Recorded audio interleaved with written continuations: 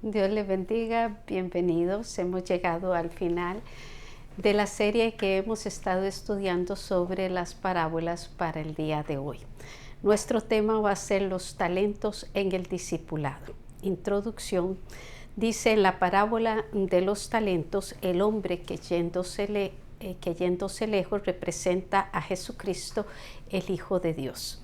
Él se fue, pero dejó en manos de sus siervos ministerios, dones, talentos, habilidades y recursos que puedan desarrollar en el servicio. Los talentos señalan la necesidad de un servicio fiel en su ausencia, tanto en la administración de la iglesia como en estar preparados para rendir cuentas a nuestro Señor. Mateo 25:15 nos dice: a uno dio 5 talentos, y a otro 2, y a otro 1, a cada uno conforme a su capacidad, y luego se fue lejos. Primer punto, dice: el Señor nos ha entregado sus bienes. Los bienes representan dones y habilidades. Vamos a estar en Mateo 25 a partir del verso 14, que dice: porque el reino de los cielos es como un hombre que yéndose lejos llamó a sus siervos y les entregó sus bienes. En este verso, el hombre representa a Jesús, quien estaba acercándosele el momento tan profetizado de su muerte, tras la cual resucitaría, como lo había prometido en Marcos 9:9 y en Marcos 14:28, y luego ascendería al cielo a la diestra del Padre, nos dice en Juan 16:17 y Hechos 1:11. Después de confirmar Jesús el momento de su partida, continúa con la promesa de dejar en manos de sus siervos, los discípulos, sus bienes espirituales. Estos bienes que son distribuidos por el Espíritu Santo son todos los elementos espirituales, humanos y materiales que integran las riquezas del reino de Dios en la tierra. Salmo 95 del 3 al 5, Colosenses 1 del 25 al 27 y Romanos 10:12 nos testifican que el mismo que es Señor de todos, es rico para con todos los que le invocan. Punto B. Los bienes son repartidos según la capacidad. Verso 15. A uno Dios dice 5 talentos, a otro 2 y a otro 1, a cada uno conforme a su capacidad, y luego se fue lejos. Originalmente, talento, la palabra talento no significaba habilidad o cualidad personal de un individuo, sino una enorme cantidad de dinero. Por eso la usamos más en sentido figurado que literal. Los talentos son del Señor, Él nos lo da para que los usemos de la mejor manera. Así que no deben verse como el desarrollo de cualidades o destrezas de parte de una persona. La distribución que hace el verso de ellos fue conforme a la capacidad del siervo, de acuerdo a su dinamismo, fuerza o poder. De esto aprendemos que para que el Señor otorgue talentos y conceda habilidades, el discípulo debe mostrar ciertas capacidades, como la fe, el amor a Dios y al prójimo, oración, humildad, tenacidad, estudio diligente de su palabra. Punto C. Unos multiplican los talentos, otros los ocultan. Verso 16. Y el que había recibido 5 talentos fue y negoció con ellos y ganó otros 5 talentos.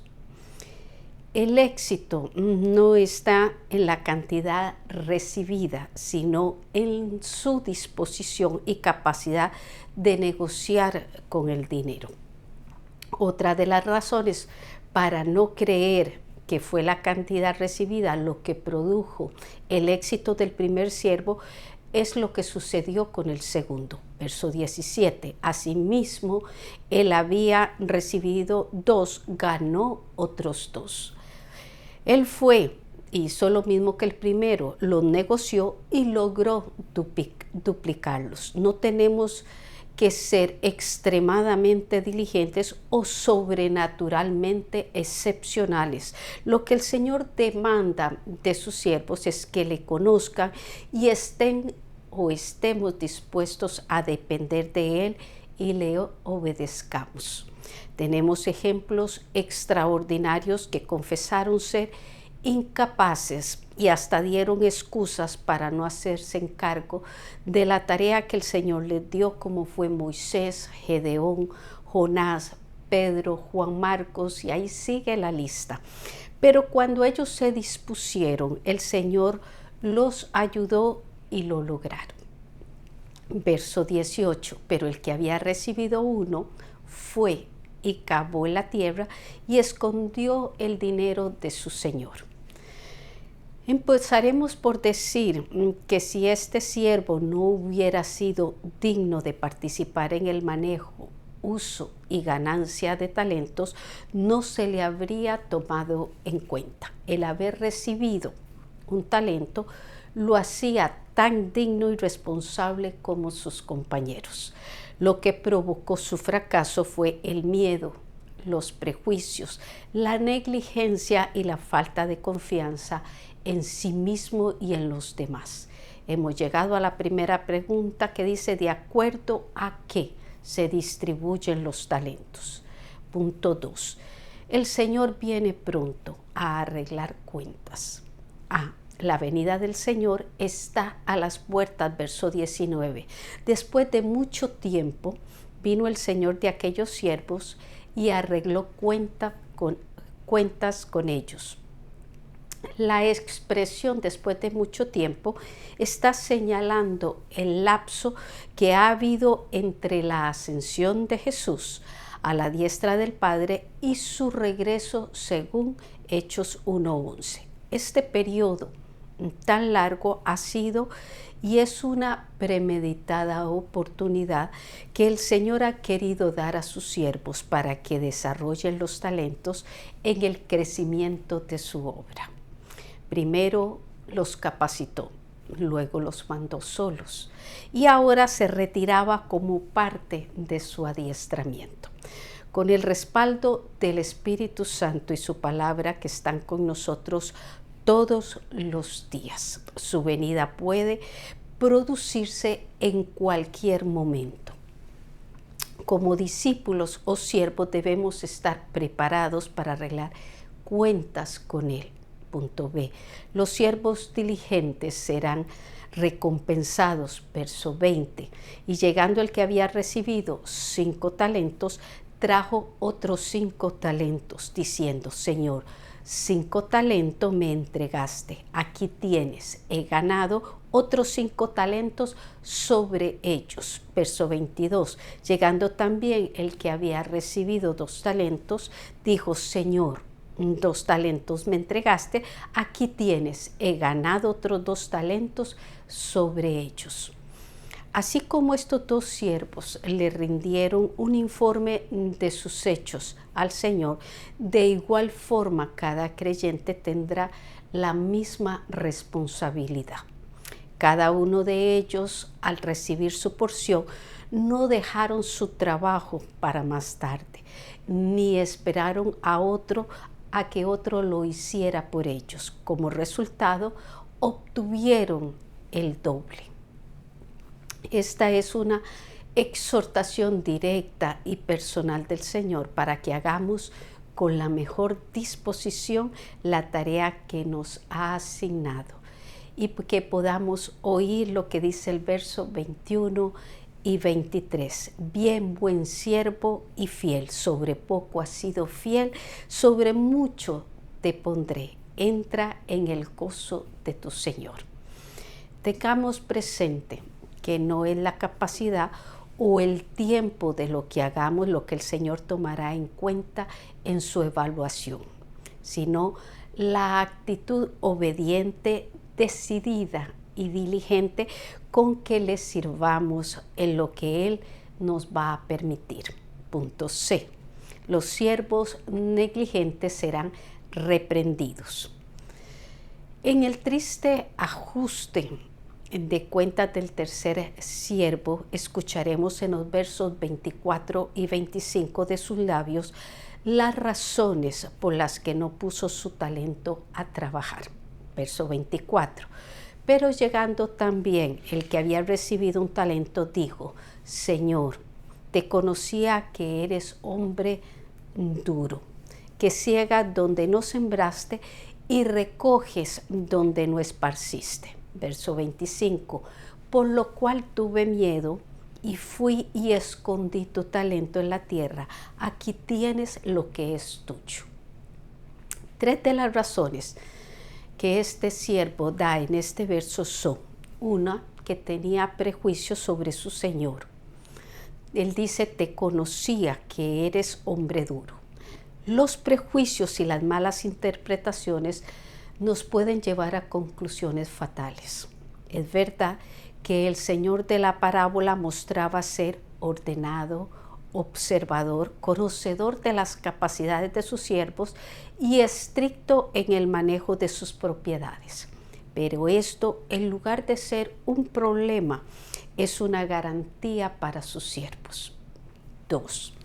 Dice: se formó una imagen negativa de su Señor. Cuando dice: ciegas donde no sembraste y recoge donde no esparciste.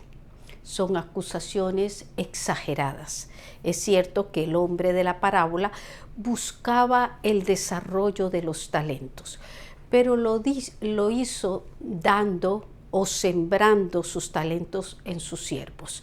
Y el resultado de los otros siervos nos lo dice, para que lejos de apoyar la versión de este tercer siervo, más bien la contradiga. Lamentablemente, el siervo negligente lo que quería era justificar su fracaso en lugar de enfrentar las verdaderas razones de su fallo. 3. Dice: tuvo miedo. Para evitarse problemas, prefirió no hacer nada y esconder el dinero de su señor. Estos son los que por no arriesgarse se quedan en sus casas, renuncian a su cargo, evitan compromisos, no hacen una promesa, ni siquiera anhelan algo para no frustrarse. Hay que leer Eclesiastés 11 del 1 al 6. Ahora en los versos 26 y 27 vemos cómo el Señor evaluó la actitud de este siervo que fracasó. Verso 26. Respondiendo su señor le dijo: siervo malo y negligente, sabías que ciego donde no sembré y que recojo donde no esparcí. 27.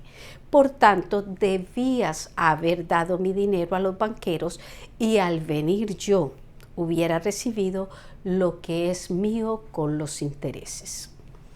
El señor de aquel siervo, después de oírlo, le explica cuáles fueron realmente las causas de su fracaso. Una, dice, era un siervo malo, porque calumnió al que no tenía la menor intención de sobrecargar a ninguno más allá de sus fuerzas. 2. Fue negligente, no hizo ni siquiera el más leve intento de probar sus habilidades. Su amargura, su miedo y su irremediable pereza lo convirtieron en la figura central de una vida fracasada. 3. Haber dado el dinero al banco para ganar intereses. Esto significa que pudo haber reunido a sus hermanos en Cristo, buscar ayuda en el Espíritu Santo a través de su palabra. Punto D. El Señor dice: bendice más a los que se esfuerzan. Verso 28. Quitarle pues el talento y darlo al que tiene 10 talentos. La severidad de este hombre revela lo serio de la justicia divina. Verso 29. Porque al que tiene le será dado y tendrá más, y al que no tiene, aún lo que tiene le será quitado. La justicia de Dios, que es perfecta y está por encima de la lógica y de los criterios humanos, no solo le quitó lo poco que tenía, sino dice el verso 30, y al siervo inútil echarle en las tinieblas afuera. Allí será el lloro y el crujir de dientes. Este castigo que se le aplica al siervo malo y negligente prueba que la negligencia y desobediencia al mandato del Señor es tan pecaminoso como los demás actos que se condenan en las Sagradas Escrituras. Pregunta: nombre las 3 razones que tuvo el siervo malo para no multiplicar su talento. Reflexión: debemos pedir la ayuda del Señor para duplicar o multiplicar los dones, habilidades y talentos que nos ha otorgado para el engrandecimiento de su reino en la tierra. Porque los temores, prejuicios, complejos y la negligencia se disfrazan detrás de las justificaciones. Pero si buscamos la unidad del Espíritu con toda humildad y mansedumbre, soportándoos con paciencia los unos a los otros en amor, nos dice Efesios 4:2, nos ayudaremos los unos a los otros a no caer en la amargura o en la pereza que nos aparta de mantener la mejor disposición para realizar la tarea que nos ha sido asignada. En nuestra invitación, Pablo nos dice en 1 Corintios 12:1, no quiero que ignoremos acerca de los dones espirituales, que a cada uno le es dado la manifestación del Espíritu para provecho. 1 Corintios 12:7. Esto significa que cada creyente posee uno o varios dones y talentos. Nadie se queda fuera. Para nuestra próxima semana comenzaremos la nueva serie sobre el origen de las primeras cosas, así que estaremos estudiando en el libro del Génesis. Muchas gracias.